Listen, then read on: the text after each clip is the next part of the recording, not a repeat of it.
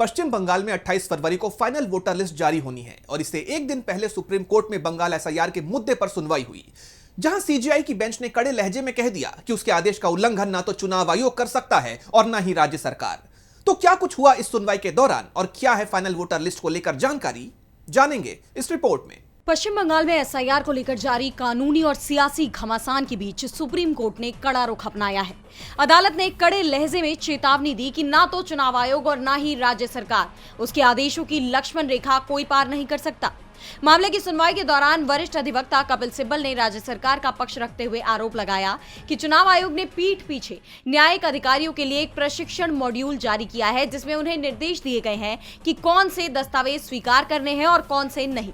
इस पर सीजेआई सूर्यकांत और जस्टिस जयमाल्या बागची की पीठ ने कहा कि हम इस तरह की बातें बर्दाश्त नहीं कर सकते, इसका अंत होना चाहिए। हमें अपने न्यायिक अधिकारियों पर पूरा भरोसा है और वे किसी भी बाहरी प्रभाव या निर्देश से विचलित नहीं होंगे। अदालत ने दोहराया कि किन दस्तावेजों की जांच होनी है, ये पहले ही साफ कर दिया गया है।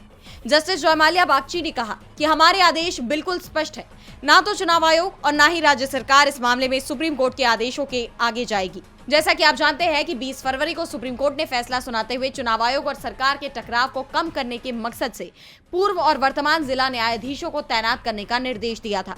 इस बीच प्रशासनिक स्तर पर भी हलचल तेज है। पश्चिम बंगाल के मुख्य निर्वाचन अधिकारी मनोज अग्रवाल के मुताबिक सुप्रीम कोर्ट के दिए आदेश के तहत 28 फरवरी को राज्य की फाइनल वोटर लिस्ट जारी कर दी जाएगी। इस लिस्ट में कुल 7 करोड़ 8 लाख नाम मसौदा रोल के मुताबिक बरकरार रहेंगे।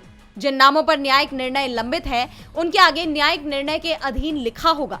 हटाए गए नामों पर डिलीटेड का मार्क होगा। राज्य में लगभग 60,06,675 वोट न्यायिक निर्णय के अधीन है। अब लिस्ट आने से पहले राज्य में गहमा गहमी तेज हो गई है। देखना यह होगा कि जब फाइनल वोटर लिस्ट जारी होती है तो उस पर तमाम राजनीतिक दलों की क्या प्रतिक्रिया होती है। डीबी लाइव की रिपोर्ट।